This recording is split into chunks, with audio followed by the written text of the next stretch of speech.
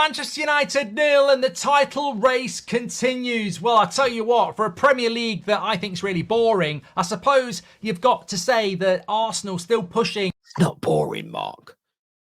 I have to say, the Premier League is not boring. In my humble opinion, it's the most exciting league in the world.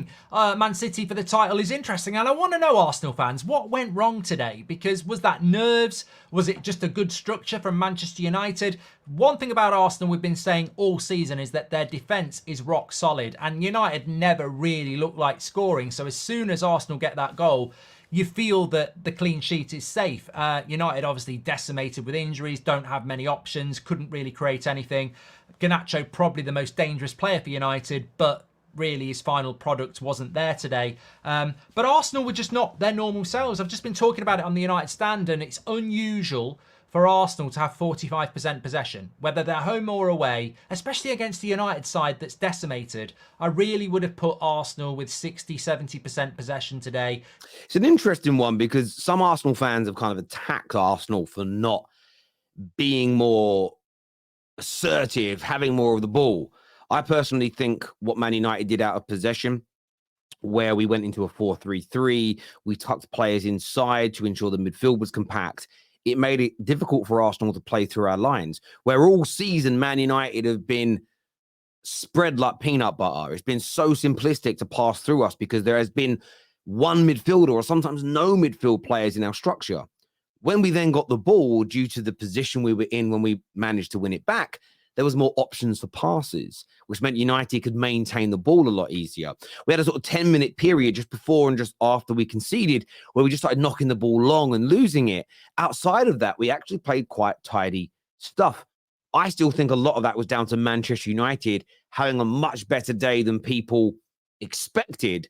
But Arsenal's defense, which I think has been their spine this season, stood up strong again.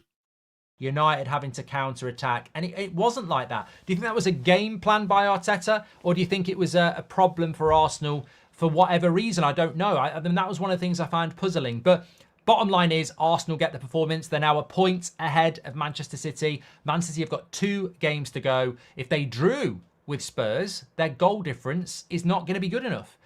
Which means it goes to the final day, and if Arsenal beat Everton, they'll win the league. So Manchester City now must beat Spurs. On big pressure now on City. I know there's been a lot of talk and a lot of rhetoric around, will Spurs turn up? Will they throw the game?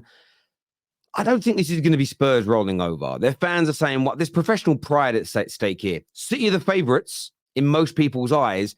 It's going to be an amazing game tomorrow night. There's no doubt about it whatsoever.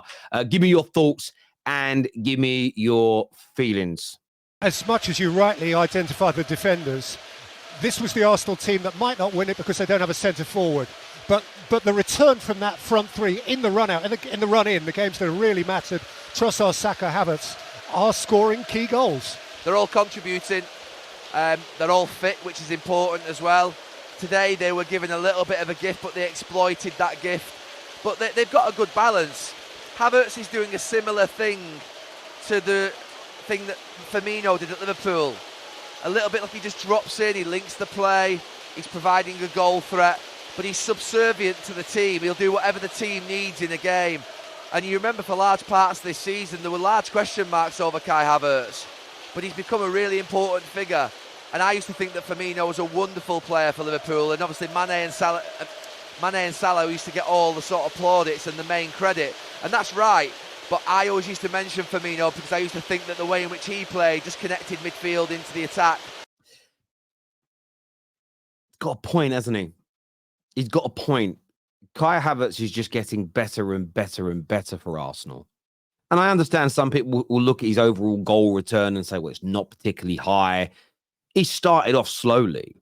I would say the first 3 to 4 months especially were, you could argue, poor.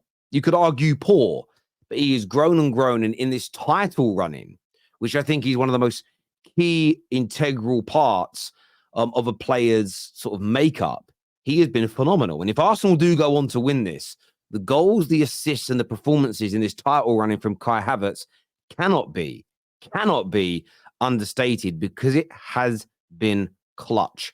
And we celebrate clutchness in all other players. I just wonder, and I'm throwing this out there, I just wonder whether people will have that same energy for Kai Havertz.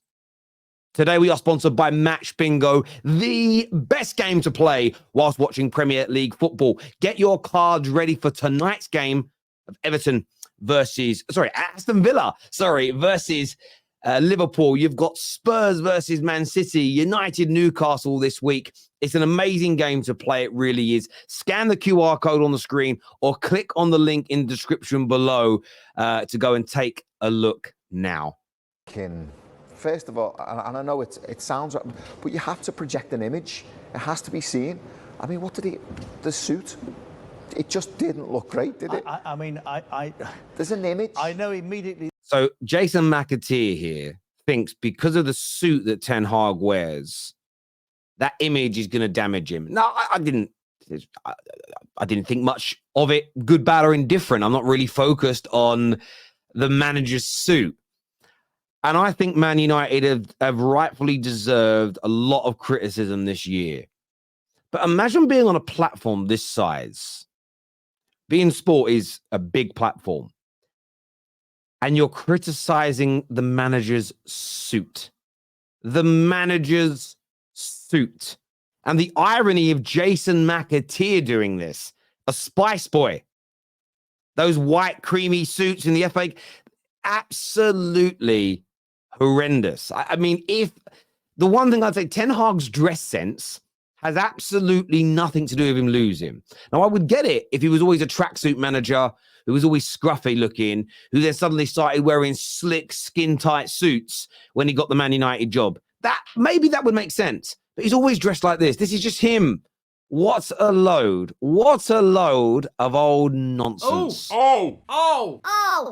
I personally hope they do give him time, because I think there's a lot of problems at the club. Recruitment, is massive, and it hasn't been good enough throughout the years. So I do think he gets time to do it right. And but we've seen before. We've seen I was part of the FA Cup final when we won it in 2016, and Louis van Gaal lost the job. So never know. Well, let me ask you this then, Wayne. Manchester United, if they finish 8th, will miss out on Europe unless they win the FA Cup, and that would be the second time in 30 years that's happened. But actually, is there an argument that might be a positive moving forward? No, for Manchester United, you want to be playing in all the competitions, the best competition. No, it's not a positive to be out of Europe. I'm not going to. The only positive is that if you look at the finances, Manchester United could spend more money out of Europe because of the way FFP and profit and sustainability works. But no, and I get where Rooney's coming from. I understand the logic he's making. I just feel that when you get a new regime that comes in, starting afresh in all departments, even clearing out the vast majority of this squad over the next 2 to 3 years, I think all of these things have got to happen. However, I've said it all along, if they keep Ten Hag, and I hope it works. I'm not going to sit here praying for it to fail because I don't agree with it. And maybe that's the difference between me and other people that want Ten Hag out. I just want what I think is best for the club. It isn't that it's not that I want all my wishes to be answered. I just want what's best for the football club. We'll see. But is Wayne Rooney right in your opinion? Here I come. Oh, here I come. Oh. I'd love it. I'd absolutely love it. Right, Ben? Oh, my days. He cooked the whole fucking team. No.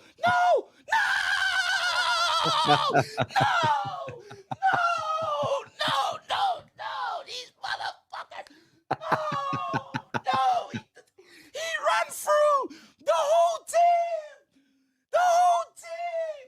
Oh, they're holograms. It's great. Do you know what's funny? I'm going to do it again now. If you watch expressions without sound, he does like he's celebrating. Watch.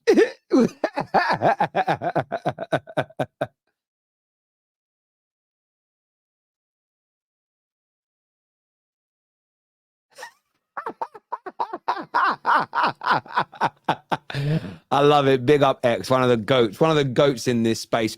Look, people, I want your views. I want your opinions in the comments section below. Remember, the Top 6 show is at 5 p.m. today because, of course, there's a game at 8 o'clock. So we'll see you all there. Take care. Goodbye. God bless. Peace.